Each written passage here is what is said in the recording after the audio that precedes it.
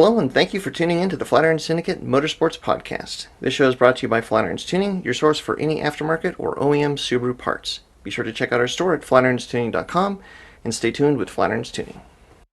Yeah, and so Miles has it. I haven't driven it yet, but he can tell you more about how it actually drives. Yeah, what do you think? What is your impression, Miles? I mean, it's funny. I remember picking the first one up in 2013, and I won't go too long into that. I have to say that was surreal, right? Because I'd had all these Subarus, had almost all these Subarus, and that it was just so weird. And I had it like 6 weeks before we could talk about it.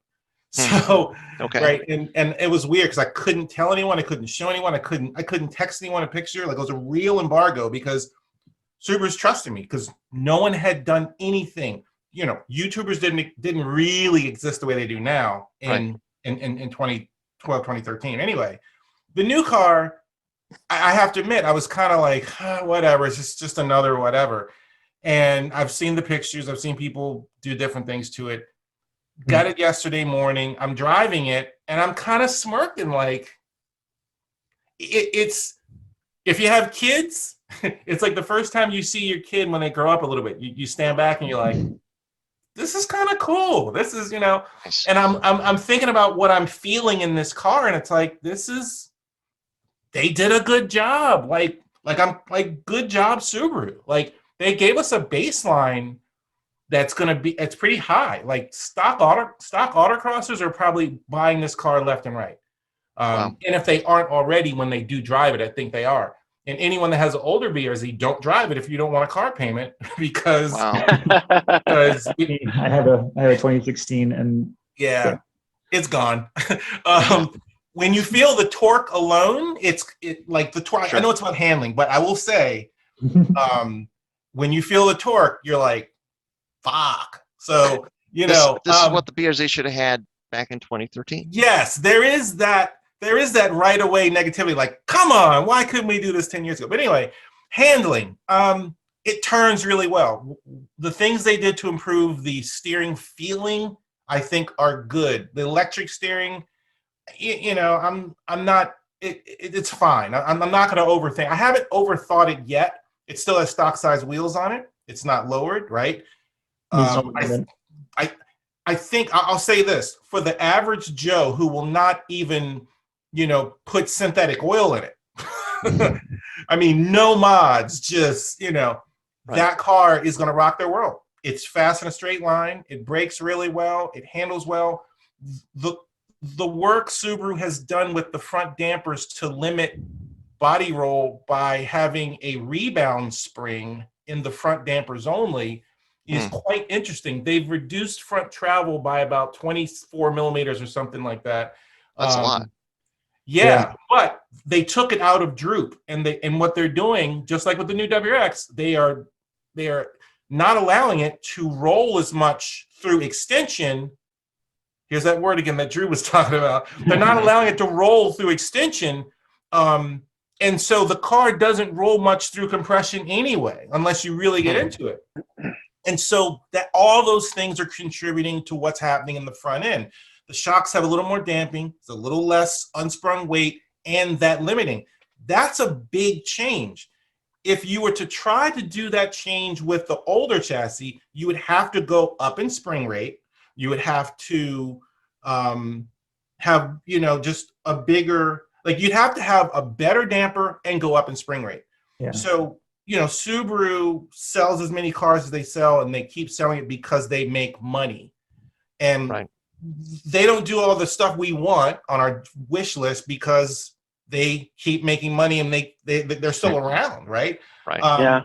And they're doing that by being smart about some of these new applications. And quite frankly, driving the new BRZ, I know it's about the BRZ, but it's making me looking forward to hopefully getting our hands on a new WRX soon, because I think there's more to it than, like, a lot of the YouTubers are just like, blah, blah, blah, looks, so what? Right. Like, every Subaru looks ugly when we see it. It does. It just does. It's like a 4-year curve. It takes 4 years to kind of let your eye grow into it. Reprogram, Yeah. I mean, or yeah. I'll leave the analogies out. So I was going to talk about beer, but I won't go there. So yeah, it's like, and so the new BRZ, they've done a lot. I think the rear of the car feels a little more active, but at the same time, also they're delivering it to half the country when it's cold out on summer tires. Sure. Right. I mean, this thing, cold tires, second gear starts to spin. Wow.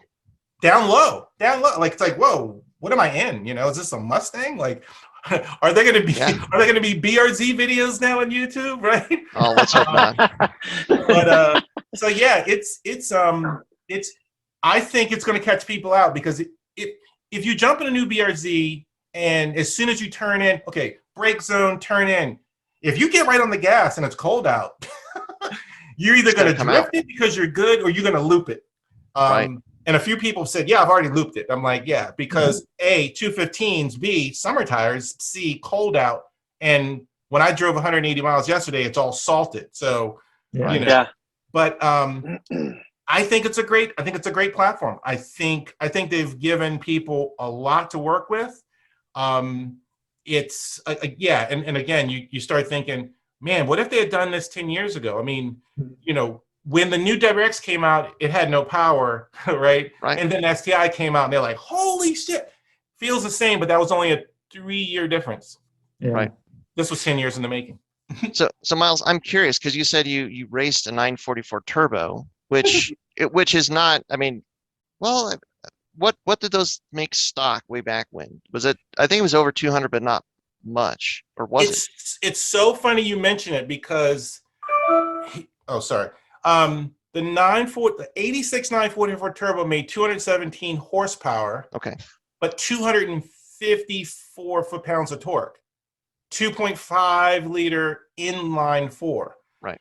Whole lot of, and ironically enough, the 2002 WX made 217 horsepower and 227 foot-pounds, right? Yep.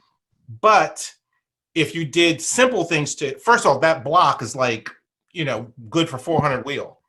You did simple things to it, it made a lot of power. But yeah, I raced it in NASA ST5 Pro whatever sedan category, Mid-Atlantic region. So, well, and what I'm wondering is, because the power is not that far off of what the new BRZ is. I mean, it's kind of in the ballpark feel-wise. How? I mean, is it kind of getting into that kind of realm, or catching up with that 80s Porsche technology?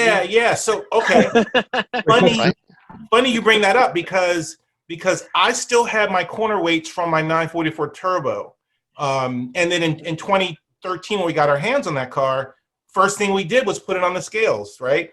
And we weighed it. Like, we took out the jack stands, all this other stuff. We even took out the battery just to see, okay, if you put a lightweight battery in it, and I think you could get that car pretty close to 2,700, the old car, right? Oh yeah, easy.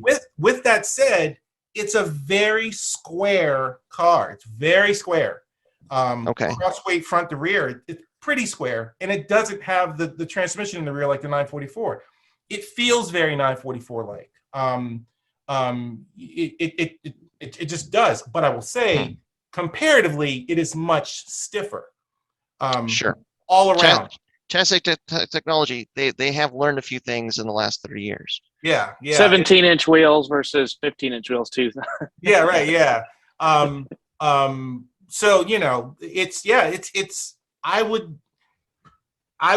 I think in my old article on the original BRZ, I wrote that it reminds me of a modern day 944. I didn't go there saying it was a 944 turbo, but now with the horsepower, to your point, I think it does get into that category, because the transmission is more efficient. And this car is dynoing like it actually has 240 crank horsepower. Mm-hmm. Oh wow. So a lot less frictional losses and stuff. Exactly. So yeah, I'm happy with it. I've not left the top secret facility yet today, but I'm going to drive it in the next 30 minutes. There you go. So I'm kind of nice. That. Well, the last you got to get some tofu, right? Like the GR ads. Get some tofu. Yeah. You Yeah, put some yeah. tofu in the back and practice. Yeah. Yeah, the Toyota GR ads are showing a driver basically drifting through a tofu booth, you know, kind of as an homage to the old 8.6s. Yeah. No tofu for me. You don't sound like a tofu guy. I'm not a tofu guy at all. Well, so the last question, and we'll wrap it up here. Drew and Myles, you both made the same comment about the BRZ. Actually, two of the same comments, which is one, it just turns. It turns in, it just turns. And also that that this is like that chassis, like as soon as somebody drives it, they're going to want to autocross it. Is it because it just turns in, and is that the biggest difference with the BRZ compared to like a WRX and STI? While Drew is thinking, I'll say it's the amount of turn, the way you sit in the car, in relation to the steering wheel, it's very confidence inspiring, right? It takes steering inputs. I mean, the steering inputs are like right there. It's right there, and especially with these new Michelins on it, right? Yeah. Right. So what your input, it's cerebral. I know people use it. I've used it in the past, but it is that the WRX with the front axles, so on and so forth. You turn and then you wait for that feeling to happen. Mm-hmm. The BRZ, it's like, oh shit, I just turned. I'm in the next lane, So that's my response. I'm sorry, Drew. Yeah. Yeah, no, that's it's a hard thing to put into words, I guess. Like it's kind of like a response thing, but it just kind of does what you want faster than other cars. And that's one of the things that we've always felt is lacking with the WRX, and you can kind of get closer to it with a good alignment, more negative camber, and the right tire, stuff like that. And but just as far as you give the car input and the car moves in that direction versus like you have to just keep giving it or like use other tools with the WRX to try and get the car to turn versus the BRZ. It just does it. Yeah. I mean, the engine behind the steering axle opposed to Subaru, where like the entire engine and a turbo and a cast manifold and almost a dip. I mean, all that stuff's in front and of a kitchen sink. axle. They put a kitchen sink up there right in front of the front bumper. Just a little hand washing for COVID, Yep.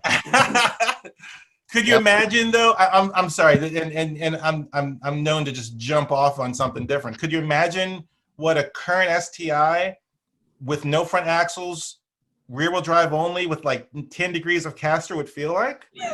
It'd be sick. It'd be like a BRZ on steroids. Even if it was just a front diff and everything was behind that, like kind of like the old RB cars and stuff. Where I mean that would change the way that car handled. I mean, I feel like we push so much to get caster just to try and push that kingpin underneath, further and further underneath the front of that engine to try and offset that weight.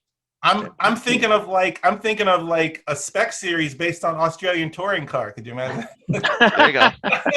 Yeah. 400 horsepower BRZs with No. Like STIs that are rear wheel drive with like 305s in the back, 285s up front. Oh, that'd be amazing. I mean, it's at that point it would be kind of like like an M3 or moving into the BMW arena a little bit. It would be a Japanese. It would truly be a Japanese M3. Yeah. And I know I'm going to get canceled from this, but paddle shifters so that you can really actually get a lap time. No, you're preaching to the choir here. I wrote an article about that like 2 years ago that the STI needs a dual clutch transmission. Yeah, I mean, the whole time attack crowd's waiting for one, honestly. Yeah, right. I mean, because like if you took the outgoing STI and eliminated the second and a half of shifts that happened in the quarter mile, where do you like 1190? Mm-hmm. Well, the biggest thing with the Subarus, you have all this lag with the EJ engine because of where the turbo is and the volume of the exhaust manifold. Mm-hmm. You put in a dual clutch so that you're wide open throttle and you shift and you're still wide open throttle.